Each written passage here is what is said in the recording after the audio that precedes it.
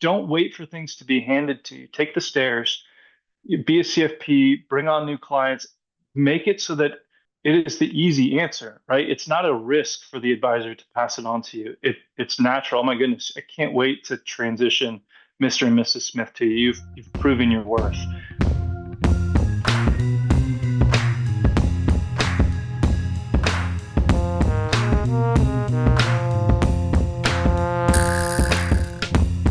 Hello, and welcome back to The Blueprint, an FPA NexGen podcast. Today, we're joined by Andrew Mirolli, the co-founder and head of client services at buyaum.com. We dive into what an amazing opportunity new advisors have in this profession, how to differentiate yourself for successful succession plans, and how to start with the end in mind when building your practice. Let's get into it. All right, Andrew, thank you for joining the Blueprint and FPA NexGen podcast. For those that are watching on YouTube, you can see the blue couch for Andrew. We were just talking about it. And there's a couple of famous blue couches in our industry, but Andrew, why don't you tell us a little bit about your couch? My couch is a beautiful to look at, uncomfortable to sit on Wayfarer couch that was relegated to my office. So we'll put it that way. You're not missing much. If you need to take a seat, I'll offer you a different chair. Well, maybe it can be as famous as Carl Richards one day and Maybe. travel with you to speaking events. That sounds like a plan. No, Mike, Allison, it's a pleasure to be on here. I'm really looking forward to today's conversation, and I hope it's valuable to some of the younger advisors across the U.S. What are tips? What are tricks? What's going on in the industry that maybe I've experienced firsthand that they haven't? So, looking forward to this. Absolutely. This is going to be a little bit of a different episode because you're focused on the buying and selling of RIAs. So why don't you just walk us through your journey? How'd you get into the space and everything in between? Yeah, Mike. So I started my career serving financial advisors from a product side. I was in the alternative investment, non-traded REITs and BDCs. I started working at an oil and gas private equity fund, doing drilling in the Bakken Shale and all throughout Texas. Got into venture capital and real estate and secondary investments, like the whole gamut of where's a great place to invest clients' money. And I love that. From a young age, I was an entrepreneur. I was fascinated with there's so many ways to make a dollar, right? You can have a warehouse REIT in Sao Paulo. You can buy secondary shares of SpaceX. And eventually I realized, okay, let's take a beat and see what are some of the industry wins, the trends that are going on, and how do we serve what's already existing, what's already happening. And one day I got a cold call, and who now is my co-founder of BuyAUM, and he said, Andrew, I want to be honest with you. It's a cold call. Do you want to hang up or let me have 30 seconds? I cold call all the time. That was a great line. I'll give you 30 seconds. So we became friends. We got to know each other over the course of about a year. And we were kind of brainstorming one time about what's going on in the industry. And we saw these statistics of one in every two advisors doesn't have a succession plan. Over the age of 60, over 60, whatever the number you kind of want to put it at, it's $15 trillion over the next, call it 10 years, that's going to be transitioning. It doesn't have a succession plan. So how is it currently done? Well, currently succession planning, buying and selling of financial advising practices is sort of like Zillow. You put your house on a listing, you get 10,000 emails go out, you maybe get 30 to 60 offers that are like, I'll buy your AUM, I'll buy your revenue, and you don't know who these people are. And I actually watched my father go through this. He was an Air Force pilot for a long time, switched careers, became an advisor, and he had a group of partners. There were five of them, about $500 million in assets, and it took them 18 months to sell their practice. He wanted to retire. The younger folks in the business didn't have the cash to buy him out, so let's go find a firm to join. Took 18 months, almost ripped the firm apart. One of the partners left. Terrible, right? Because they didn't agree on what they were looking for. And so we basically looked, okay, that's a broken model. How do we improve it? And so let's, instead of being a Zillow marketplace, let's be almost like financial matchmakers. And so we built BuyAUM to really like redo how succession planning and M&A is occurring within the financial advisory space. You mentioned what a wonderful opportunity we have in this industry as newer advisors coming in with the great retirement underway and the great wealth transition that will be happening over the next decade or two. And I wanted to ask you, how can those entering into this field position themselves to be attractive candidates for that succession planning and go ahead and meet with like-minded advisors that they can help? We work with the sell side advisor that comes to us and says, I don't have a succession plan. And there has been a number of times. There's a gentleman in Northern California that was like 63, 64, started working with us. And he said, I basically have 18 to 24 months before I really want to hang it up. So I'm not rushing out the door, but I need to find a succession plan. We'll call him Stephen. And I said, Stephen, like, why do anything? You got a great business, you know? And he said, well, I had someone that worked for me. I trained him. I put a ton of time into it, and then he left. He got a different job, and now I'm back to being a one-man band. There was a woman in Georgia. Her name was Stephanie, and we'll call her Stephanie. It's a very similar problem, right? She didn't have someone, but she had been looking for someone for over 5 years to be her internal successor. She loved her clients. She's like, the way that I do business is very unique. I don't want to just sell my business. I want to bring someone and groom them to take over the practice. So both of those stories are one of, I don't have a next gen to take over the practice. Therefore, I'll sell it, right? Find me an advisor or a firm that fills this gap for me.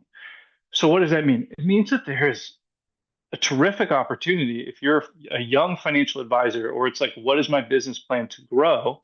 It's tough being a young financial advisor because you don't have the experience, right? It's an old man's game. It's an old woman's game. You're trusting me with your assets and your money. You haven't been through a bear market, right?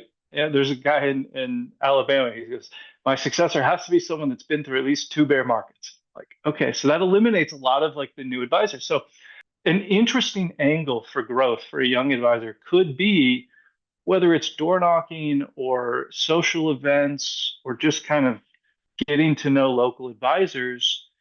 An individual could be a gift from God that says, hey, I'm a young advisor. I want to learn under you. I'm teachable. I'm moldable. And then I could be your successor, right? Maybe it's a seller financing where it's a 50-50 rev split for X amount of years, right? Deal terms are kind of down the road. But I think that the opportunity, if you're, a new subscriber, if you're a new financial advisor, you probably don't have the capital to acquire a business, and you probably don't have the experience to grow very quickly.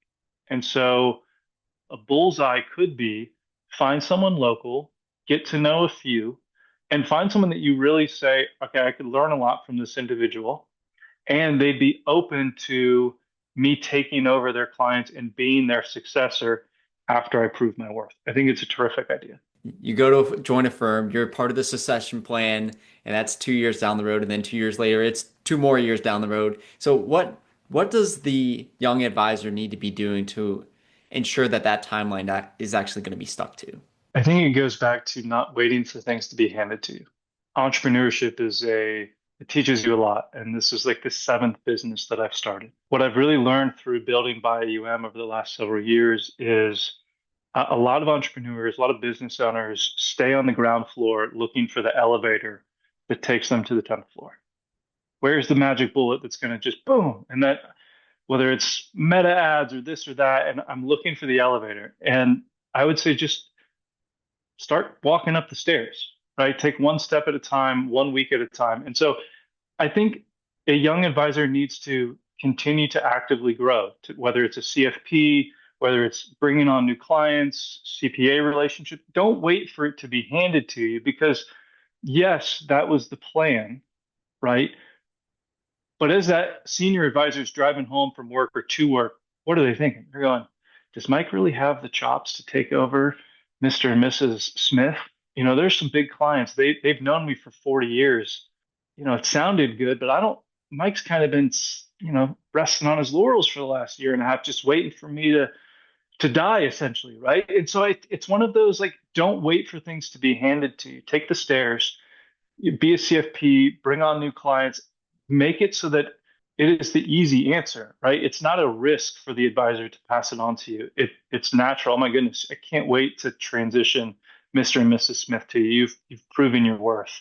I think if you wait for things to get handed to you and you go, well, I have this email that said I was going to be your successor, it's a totally wrong attitude to take. Okay, so you got to be proactive. You got to continue honing in the skills. Yeah. Of all the businesses you've helped sell, that's Yeah. the dream, right? You build up a big business, service these clients great for 40 years, and then you get a big check at the end of the day. What are the qualities that those advisors had that our listeners should emulate? Every single one of them cares more about their clients than the money. I mean, it's shocking. It's what are the top three? We at the end of our process, we always say, Mike, Allison, what are the must-haves and the nice-to-haves in a transition? Money is like rarely on either column. Sometimes it's a nice to have. It is, these clients have become my friends. They need to be well taken care of. So if that is your North Star, I think you're in good company. The second is more practically, how are you building your business? There's two main streets that you go down. There's fee only or fee-based AUM, and then there's commissionable products. Starting out, the commissionable side seems much more attractive, right? There's a 7% slug for selling this product or 5%, what have you.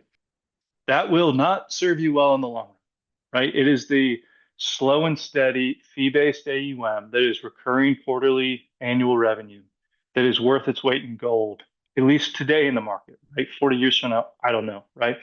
But those are the two paths that you could go down. I'm going to spend the first 5 years of my career doing a bunch of commissionable products. Yes, they're good products, and let's assume they don't blow up, right? Which is always a caveat. But from a value creation standpoint, like the multiples on those are drastically, drastically different. Sub 1 times revenue for a commission, sometimes zero. Hey, I've got 5 million bucks in REITs. It's like, good for you, right? What's your recurring revenue? And so understanding that fee-based AUM is going to serve you in the long run tenfold over from a, I mean, think about it even from a line of credit standpoint with the business. The banks are looking for recurring revenue. Like and so that is absolutely, if I was to say, give advice, and I'm very rare to give advice. I'm the middle of three brothers. My little brother looks up to me. I never gave him advice growing up. Unless he said, what do you think I should do? And so if someone really asked me, how do you think I should build my business? I would say build it slow and steady with fee-based only recurring revenue. Hey, well, what about annuities? There are fee-based products for everything. But in the long run, if you want to build a business, that is huge, right? Second and third, which are a pretty significant jump between those, industry standard fee is a good idea, right? Some people feel like their value doesn't demand industry standard. If industry standard is 100 bips, 1%, I'm just getting started. Maybe I'm going to do 50 bips, or I'm only going to put them in mutual funds. So I'm only going to charge them 25 or 40 bips. Good for you. When you go to sell it, a buyer is going to say, A, it's not that valuable because the recurring revenues are half of what they could be. And B, if I increase it to market rate, there's going to be massive attrition. Everyone's going to leave because it's the sticker shock of, you just doubled my fee. It's like, well, yeah, I brought you up to. That's another thing that's important. Less important for a young advisor is like the average age of account, but I think it's something to keep in mind. Let's say that you've been doing this for 10 or 15 years and you're in your mid 40s. You've got some big accounts. Congrats. I would offer, hey, what are your kids doing? You want to put 10 grand with me for your kids? Like embedding yourself within that family, even if it's for free, right? And we just talked about industry standard, but it's much more important to get the bridge to the next generation comfortable with you so that if those assets pass on, well, I've already got a relationship with Allison. She's been with me for 25 years. I had her when she had 10 grand. Now she's got 200. It's still a small account in the grand scheme of things, super valuable. So fee-based, not commissionable, industry standard fees, and then watch your average age. And the way to combat average age is to build a bridge to the next generation.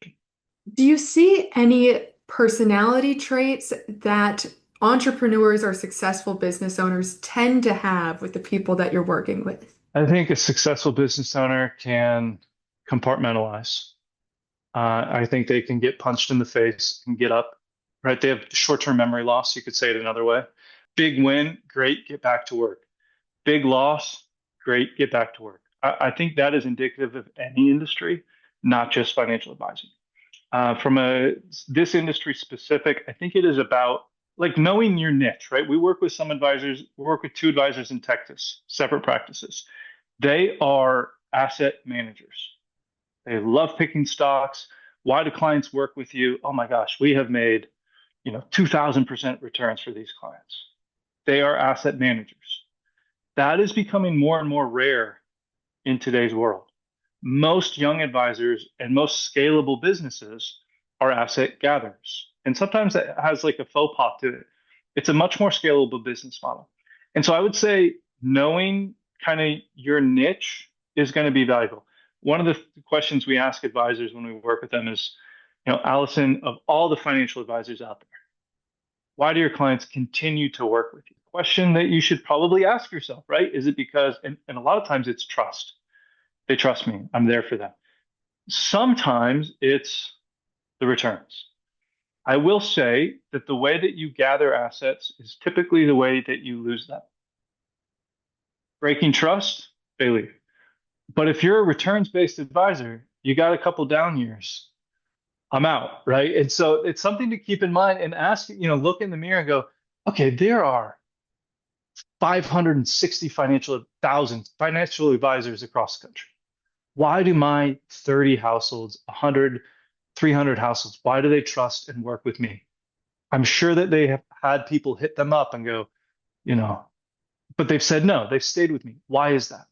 Leaning into that, whether it's trust or service or returns, whatever it is, focusing on your niche and not trying to be everything to everyone is, I think, worth a lot because you know who you are, and then clients can refer you based on that.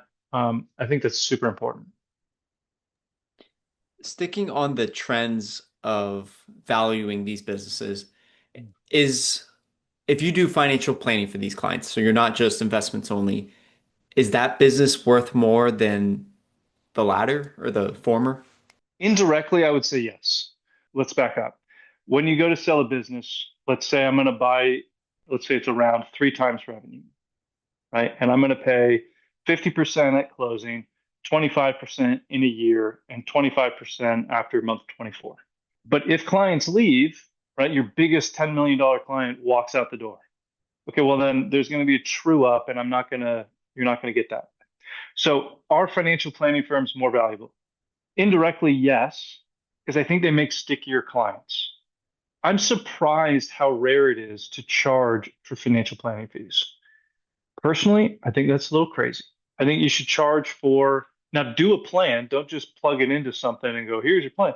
But we worked with an advisor in Texas, the best planner I have ever met. And he's like calling up their umbrella coverage policy. He said, connect me with he is going in depth. Yes, okay, he uses some technology. It is a core piece of his business model. And so those clients are very sticky. It's also other recurring revenue that he has. So, do all buyers value the recurring revenue of planning fees equal to the recurring revenue of fee-based? Not necessarily. However, business A that does planning and business B that does not, business B is likely to have more attrition in a transition and therefore be less than business A. What about having a niche versus not? You were talking about a niche of why do my clients come to me? What if it's the other way? Like I only work with oil executives and you have a clearly defined client type. That's from referrals, right?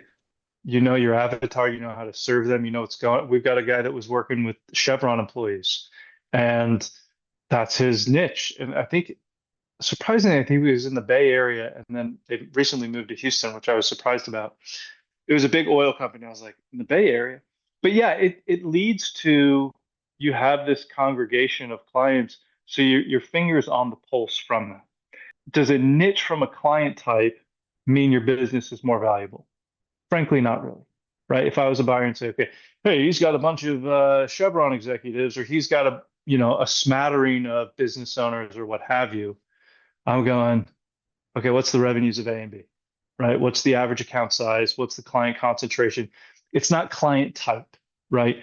Unless you find, yeah, I'll just leave it there, right? Without an account, probably not, right?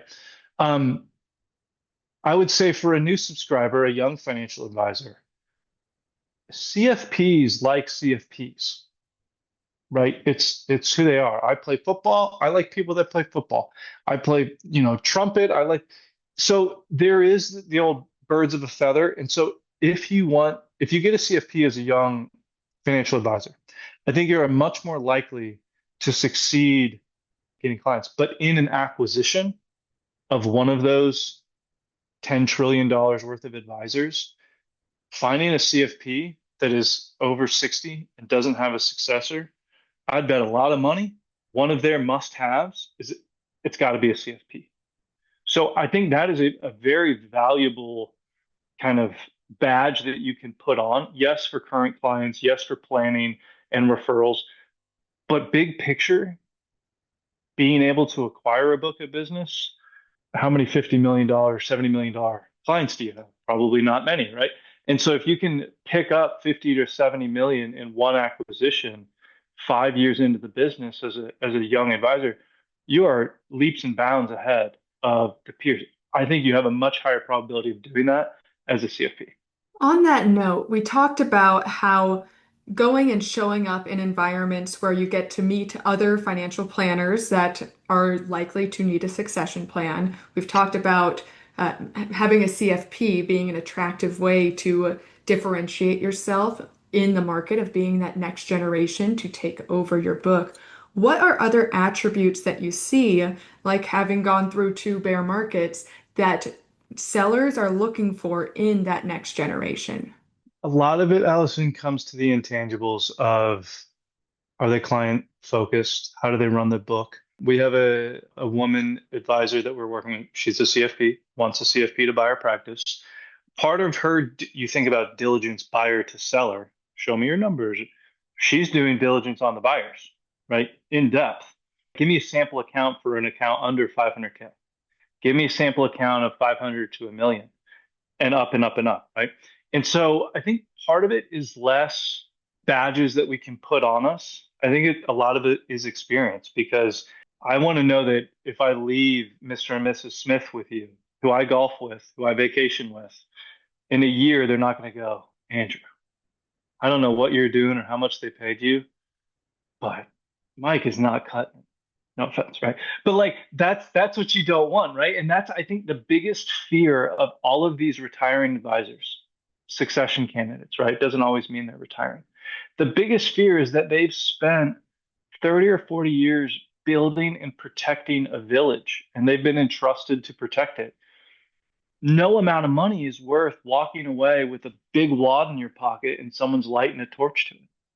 Like, none of them would do that. And so that's the main, if you put yourself in the mind of a succession candidate, the biggest thing that they are grappling with is fear, right? What happens if I choose the wrong person? Then my legacy gets tainted. People like blah, blah, blah, blah, blah, blah. So that's the mindset of them. So what can I do to quell fear? Yes, a CFP is important. Growing my own practice is important. Getting referrals, showing my clients that I care, being a good advisor, right? And so preparing yourself for someone to do due diligence on you.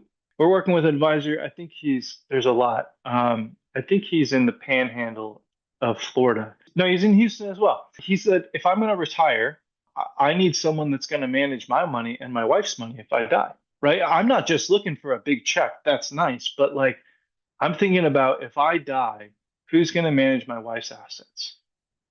That's what you should be preparing yourself for. So yes, the CFP helps.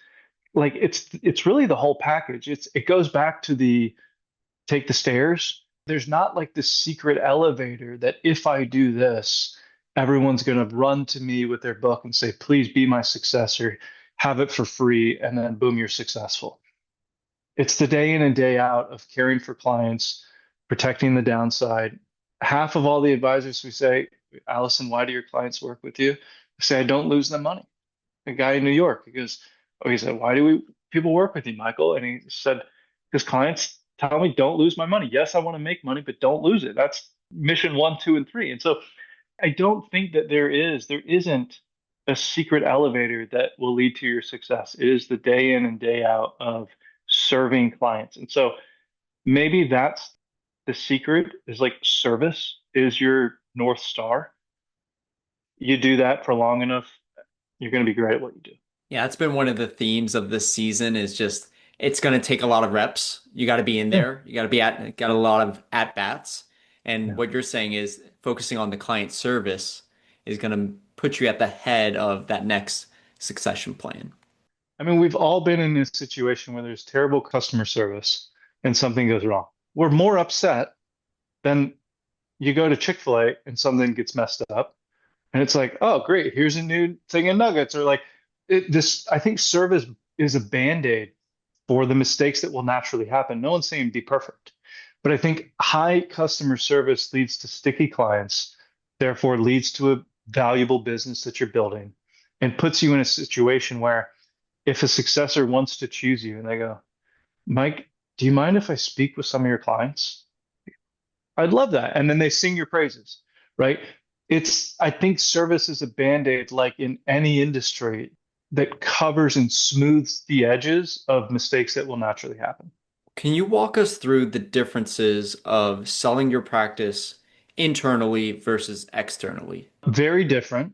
Internally, like from a structure standpoint, you sell practice internally, name will almost likely stay the same, right? Most of the clients maybe don't know it. Hey, Allison's taking over from Mike. Mike's going to be, stepping back to 2 days a week to 1 day a week. He kind of fades off into the distance. There's less of a ripple in the pond. There's not a big stone that goes into the pond. From a structure standpoint, there are lenders out there that would lend to a Gen 2 advisor to buy out the first gen. Those exist. PSA, there is plenty of money to acquire these businesses, right? A lender will look at this as recurring revenue, tailwinds from the market, appreciation, terrific. The only thing you have to get over is what's the collateral, right? And so there are some banks that go, I don't touch it. It's a new book of business for me. I can't underwrite it. There's no collateral. Then there's the pool of people that go, you're crazy. This is a great business to lend on. So there is lending available for Gen 2 to buy out Gen 1. So that exists. Structurally, name probably stays the same. You slowly transition the units in the LLC or shares in the corporation to the next gen. Bob's your uncle. Another way to do it is externally. Maybe there's not a Gen 2. We're working with a gentleman in Pennsylvania. He's in his mid 60s. He's got a bunch of late 20-year-olds that work for him. And he's like, they're killers. My team is great. We've been growing so much. I don't have a Gen 2. He's like, I have Gen 3. They're not ready yet. And they don't have the cash to buy me out because they only have a little bit of equity in the business. He wants a nice payday. He's been doing this for 40 years. He's like, I need someone that can buy me out and serve as Gen 2 to my young guys. I also want to honor the promises I've made to them, which is I think they're collectively like 15% equity owner in the business, right? So it becomes a little bit clunkier for an external sale. What are the pros? There's a lot of people that have sick platforms out there with trading and CFPs and CFAs and CIOs of BlackRock. Like there are some people doing a lot of cool stuff. And so sometimes it's a better fit for the senior advisor who has a Gen 2 to say, okay, well, yes, but Allison is an incredible advisor. She doesn't really want to run a business. So let's find a platform that will buy me out. She can have some upside still, but now service, compliance, billing, trading is completely taken off her plate. She can go shake hands and kiss babies and bring in new clients and grow the assets. Like that's what she's great at. And so I think there has to be this separation between being a great advisor and being a business owner. Sometimes you're a great business owner and you got 30 million bucks under management. Okay, yes, it's super high margin and you're 65 and you live in, South Florida, but like you got 30 million bucks, you've been doing this for 40 years. Yes, you're a great businessman, but like you're not that good of an advisor. And the inverse is true as well. Great advisor, you got 100 million under management, but you have, you know, 20% profit margin.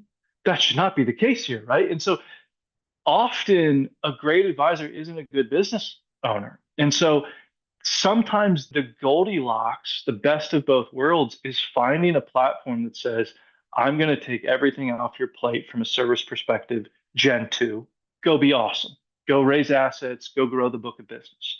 So sometimes the external can kind of be this faux pas or like, I don't want to sell out to someone. A lot of times it's better for the Gen 2. It gives them so much more structure around it. Selling internally is great if the Gen 2 stays, if they don't get another job, if they don't, whatever, et cetera, et cetera, et cetera. So there's a lot of differences, right? I think people perceive the internal succession as much easier. It's really not, right? A lot of times it doesn't work out. The successor leaves, gets a new job, doesn't have the money. Older advisor wants a payday as they deserve it. And Gen 2 says, well, can I do a rev share with you for 10 years? Not really. So there's pros and cons to both. I think the misconception is external transitions are harder. As long as you're on the same custodian, it's super easy. And paperwork is not what it used to be when these advisors were growing up. You don't have to send papers. Now, we work with an advisor that says half of his clients don't even have an email. So that's what I know. That's what you're trying to overcome. But, even changing from Schwab to Fidelity or LPL to Schwab, it's an iPad and it's not as difficult as it was. So there's pros and cons to both. Wonderful. Well, Andrew, I've really learned a lot out of this conversation. Is there anything else that you want to make sure that our listeners are aware of?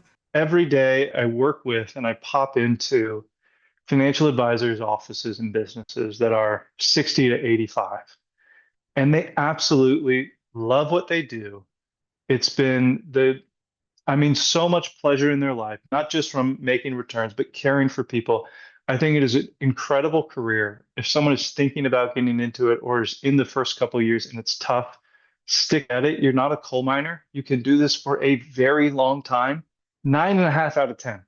Absolutely love what they do. So congratulations to listeners that are new in this. You found a great industry. Well, thank you very much for coming. That has been the Blueprint and FPA NexGen Podcast.